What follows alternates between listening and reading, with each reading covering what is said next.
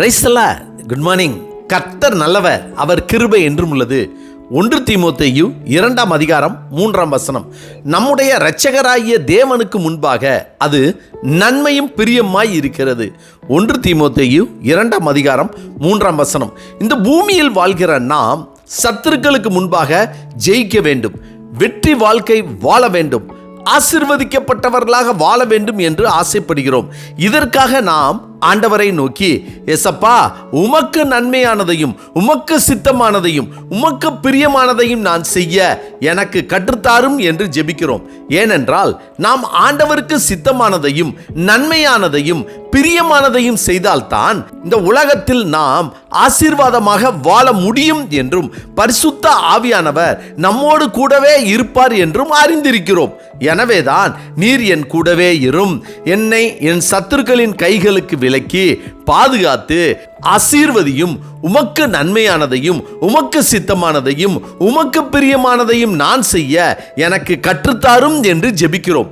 ஆனால் எது ஆண்டவராய் இயேசு கிறிஸ்துவுக்கு நன்மையும் பிரியமும் சித்தமுமாய் இருக்கிறது என்றால், நான் பிரதானமாய் சொல்லுகிற புத்தி என்னவெனில், எல்லா மனுஷருக்காகவும் விண்ணப்பங்களையும் ஜெபங்களையும் வேண்டுதல்களையும் ஸ்தோத்திரங்களையும் பண்ண வேண்டும். நாம் எல்லா பக்தியோடும் நல்லொழுக்கத்தோடும் கலகம் இல்லாமல் அமைதலுள்ள ஜீவனம் பண்ணும்படிக்கு ராஜாக்களுக்காகவும் அதிகாரம் உள்ள யாவருக்காகவும் அப்படியே செய்ய வேண்டும். நம்முடைய இரட்சகராகிய தேவனுக்கு முன்பாக அது நன்மையும் பிரியமாய் இருக்கிறது. எல்லா மனுஷரும் ரட்சிக்கப்படவும் சத்தியத்தை அறிகிற அறிவை அடையவும் அவர் சித்தமுள்ளவராய் இருக்கிறார் என்று அப்போஸ்தலனாகிய பவுல் சொல்கிறார். காரணம், நீதிமான் நிமித்தம் பட்டணத்தை அழிப்பதில்லை என்றும் சர்வ வல்லமையுள்ள தேவனும் அவருடைய குமாரனுமாகிய ஆண்டவராய் இயேசு கிறிஸ்து இந்த பூமியில் எல்லோரையும் நேசிக்க வேண்டும் என்றும் ஒருவருக்கொருவர் அன்பு செலுத்துவதும் ஒருவருக்கொருவர் ஜெபிப்பதுமே பிரதான கட்டளை என்றும் சொல்லி இருப்பதால் அவ்வாறு பவுல் சொன்னார்.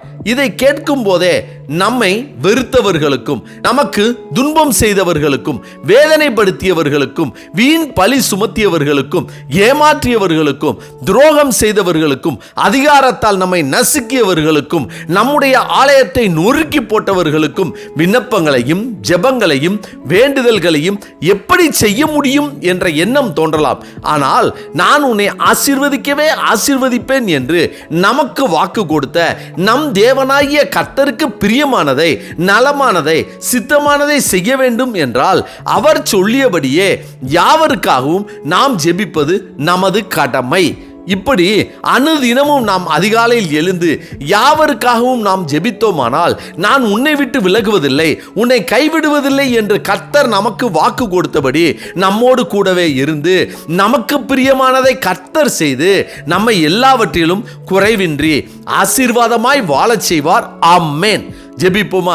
சர்வ வல்லமை உள்ள சேனைகளின் தேவனாகிய கர்த்தாவே, நீர் எங்களோடு கூடவே இருக்க வேண்டும் என்றும் எங்களுக்கு பிரியமானதையும் நன்மையானதையும் செய்து தர வேண்டும் என்றும் விரும்புகிற நாங்கள் உம்முடைய விருப்பப்படி உமக்கு சித்தப்படி உமது கட்டளைகளின்படி வாழக்கூடிய கிருபையின் வரங்களை கர்த்தர் எங்களுக்கு தரும்படியாய் நாங்கள் ஜெபிக்கிறோம். கர்த்தாவே, இந்த நாளை நீர் எங்களுக்கு கொடுத்ததற்காய் நன்றி.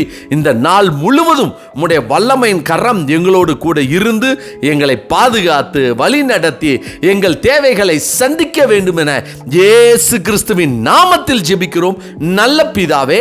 ஆமேன், ஆமேன். கர்த்தர் நல்லவர், அவர் கிருபை இன்று முழுவதும் நம்மோடு கூட இருப்பதாக. ஆமென்.